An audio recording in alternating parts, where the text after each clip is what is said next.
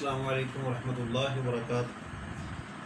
عزیز طلبہ، آج ہم سبق نمبر 2 کی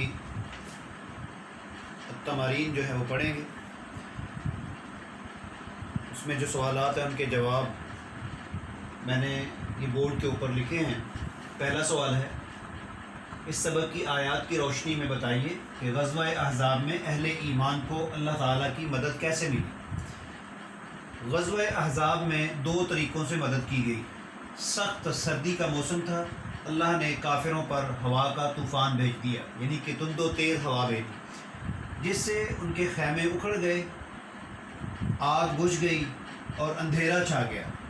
اور دوسرا یہ کہ اللہ نے فرشتے اتارے جو کہ ان کو نظر نہیں آ رہے تھے۔ ہوا کے ساتھ اللہ نے مدد فرمائی، اور دوسرا اللہ تعالیٰ نے اپنے فرشتوں کے لشکر اتارے کہ جو ان کو نظر نہیں آ رہے تھے۔ یہ عظیم قسم کے اللہ تعالیٰ کی طرف سے مسلمانوں کے یہ مدد تھی۔ اور غزوہ احزاب میں آپ کو یہ معلوم ہے، آپ جانتے ہیں کہ بہت زیادہ قبائل جو ہے وہ اکٹھے ہو کر مسلمانوں کے خلاف میدان میں آئے تھے۔ تو اللہ تعالیٰ کے جو مومن بندے تھے، ایمان والے تھے، وہ تو مضبوط تھے، وہ اللہ اور اللہ کے رسول کے فرمان کے اوپر اپنا سب کچھ نچھاور کرنے کے لیے تیار تھے۔ لیکن جو منافقین تھے وہ اپنے آپ کو بچانے کے لیے، دوسروں کو ان کے دلوں کے اندر وسوسے ڈالنے کے لیے وہ اس طرح کے کام کر رہے تھے۔ لیکن یہ اللہ کی عظیم جو ہے وہ مدد تھی جو اللہ تعالیٰ نے مسلمانوں کی تھی۔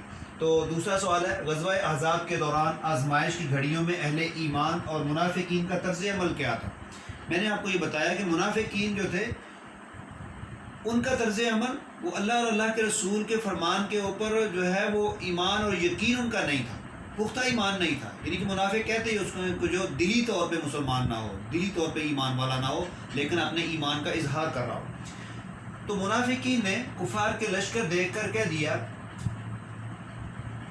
کہ اللہ اور اس کے رسول نے ہم سے معاذ اللہ دھوکے کا وعدہ کیا تھا۔ اتنا بڑا لفظ جو ہے وہ اللہ اور اللہ کے رسول کے بارے میں کہہ رہے تھے۔ اللہ نے اس کو سورہ احزاب کی آیات کے اندر جو آپ نے پہلے پڑھی اس کے اندر بیان فرمایا۔ اور مومنین اپنا سب کچھ قربان کرنے کے لیے تیار تھے، اور لشکر دیکھ کر ان کا ایمان اور بڑھ گیا۔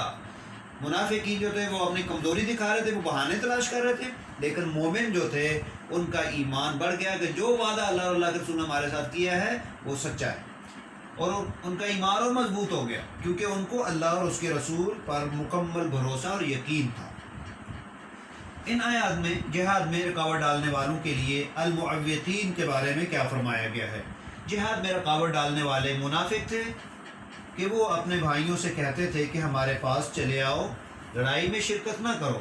جب خوف دور ہو جاتا تو بڑھ چڑھ کر باتیں کرتے تھے اور مسلمانوں پر رعب جمانے کی کوشش کرتے تھے کہ ہم مخلص مومن ہیں، اپنا اخلاص اور اپنا ایمان جو ہے اس کا اظہار کرنے کی کوشش کرتے تھے کہ ہم سچے مومن ہیں، مسلمان ہیں۔ لیکن اللہ نے کہا ہے کہ یہ مومن نہیں ہیں، یہ ایمان والے نہیں ہیں، جس طرح کہ آپ نے یہ اسی سبق کے اندر جو ہے یہ پڑھا تھا کہ یہ ایسے لوگ ہیں کہ یہ ایمان والے ہی نہیں ہیں، ان کا ایمان جو ہے یہ صرف زبانی جمع خرچ ہے۔